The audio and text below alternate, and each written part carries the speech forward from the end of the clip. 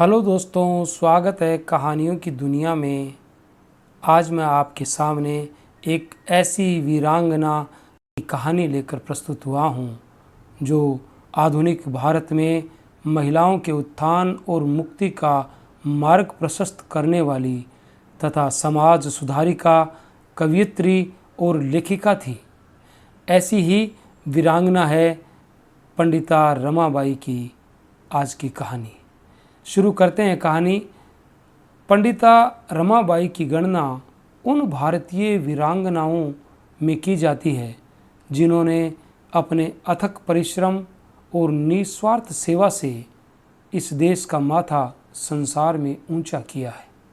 उनके जीवन में हमें कलेजे को दो टूक करने वाली गरीबी, अभावों की दुर्दशा, मूक सहनशीलता और अद्भुत दृढ़ चरित्र की झांकियाँ मिलती है। यदि हम विचार करें तो हमें मालूम होगा कि प्रतिकूल परिस्थितियों में साहस के साथ संघर्ष करते रहना ही मानवता का मूल मंत्र है। पंडिता रमाबाई विख्यात समाज सुधारक थीं। वह स्त्री शिक्षा की घोर समर्थक और समाज में नारी की पूर्ण स्वतंत्रता की प्रचारक थी।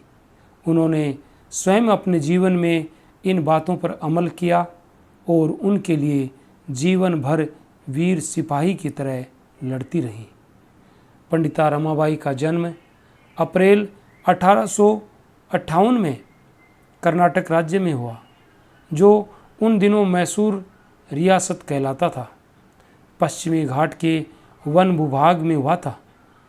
उनके पिता अनंत शास्त्री डोंगरे एक विद्वान ब्राह्मण थे।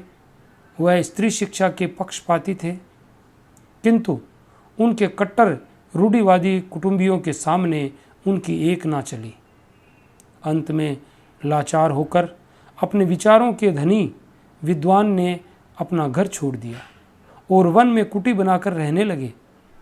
मंगलोर से 45 किलोमीटर दूर गंगा मूल नामक एक वन है। रमाबाई के एक भाई तथा एक बहन और थे।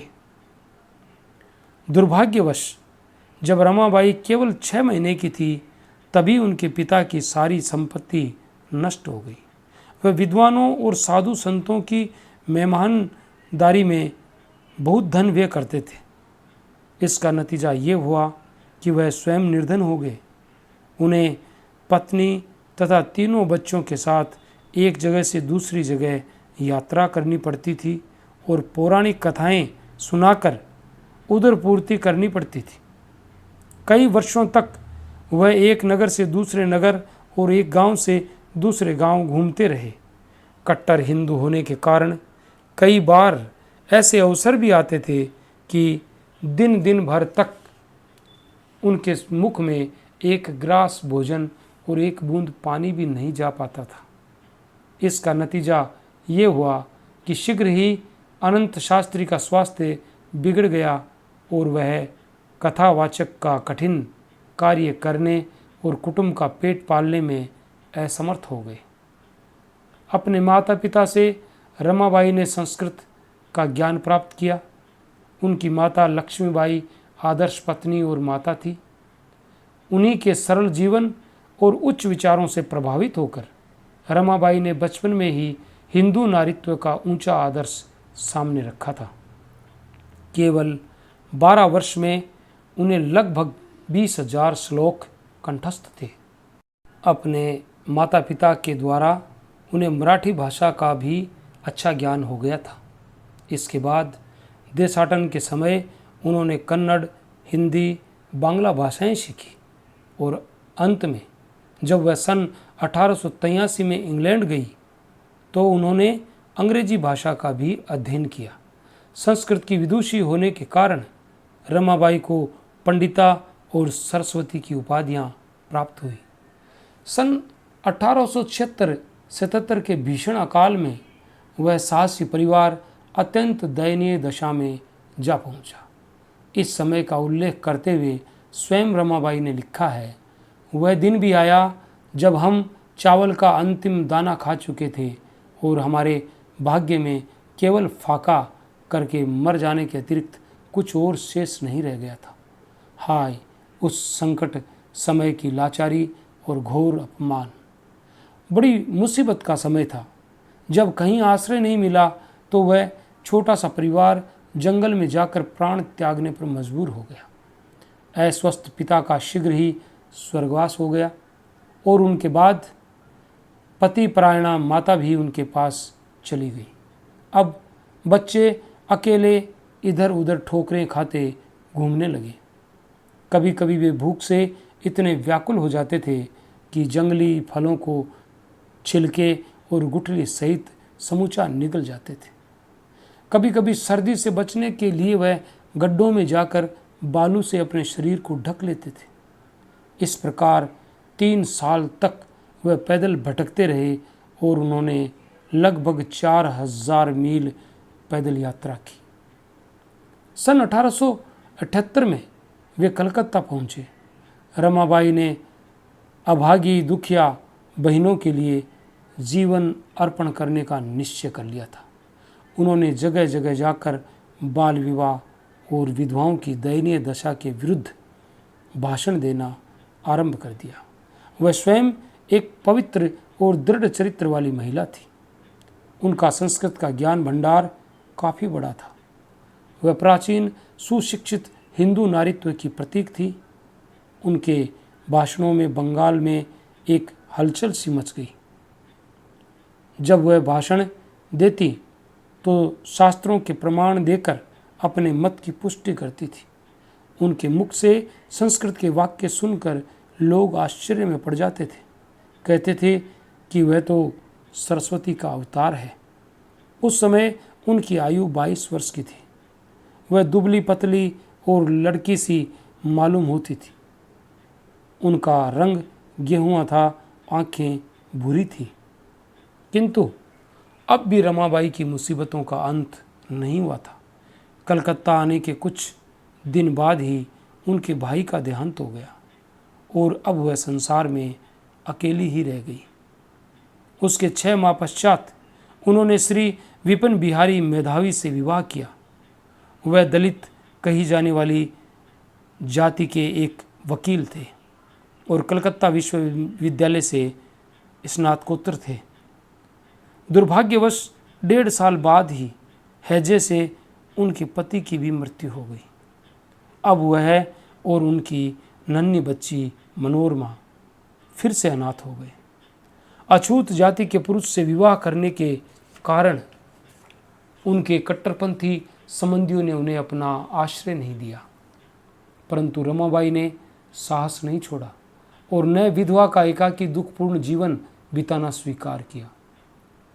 अब वह पूना चली गई और उन्होंने स्त्री शिक्षा के पक्ष में लेख लिखने और भाषण देने शुरू कर दिए। उन्होंने रानाडे, केलकर और भंडारकर जैसे महान नेताओं से भेंट की, जिन्होंने उनके मत की पुष्टि की और उन्हें प्रोत्साहन भी दिया। अंत में उन्होंने आर्य महिला समाज नामक एक संस्था स्थापित की और सारे महाराष्ट्र प्रांत में उनकी शाखाएं खोली।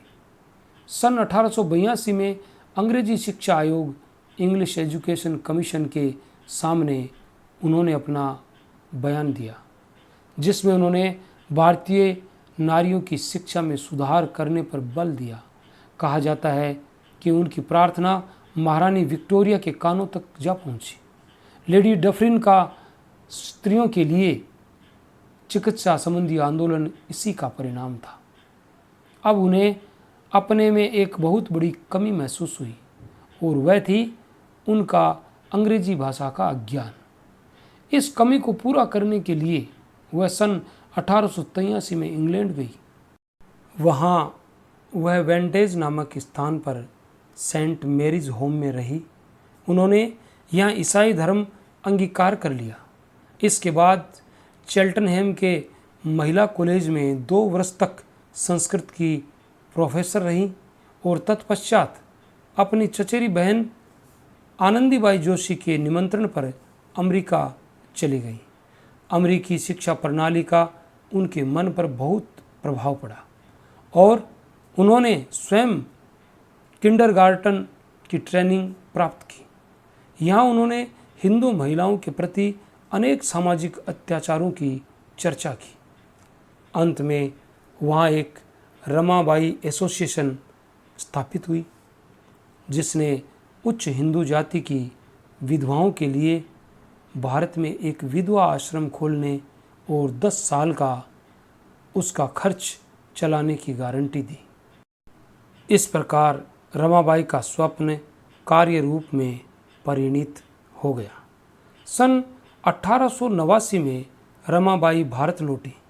उन्होंने विधवाओं के लिए शारदा सदन स्थापित किया।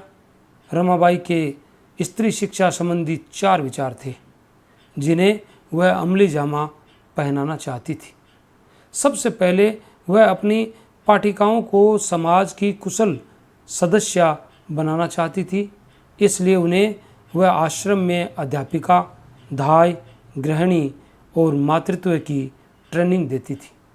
दूसरी बात यह थी कि वह पाश्चात्य तौर तरीकों की नकल नहीं करना चाहती थी, बल्कि भारतीय वातावरण बनाए रखना चाहती थी। तीसरे, वह आश्रम को उन अभागी स्त्रियों के लिए सच्चा घर बनाना चाहती थी। उनकी चौथी इच्छा ये थी कि पाठिकाओं को फुसलाकर ईसाई न बनाया जाए। सन 1897 में रमाबाई एसोसिएशन की अवधि समाप्त हो गई। वह फिर अमेरिका गई और फिर अपने कार्य में सफल हुई। अमेरिका से लौटकर उन्होंने मुक्ति में एक नई इमारत बनवाई और कृपा सदन नामक एक और आश्रम खोला। उनमें अनेक अभागी विधवाओं और भूली भटकी स्त्रियों को स्थान दिया गया और उनके लिए काम भी जुटाया गया। रमाबाई की पुत्री मनोरमा अमेरिका में स्कूल की उच्च शिक्षा प्राप्त कर भारत लौट आई।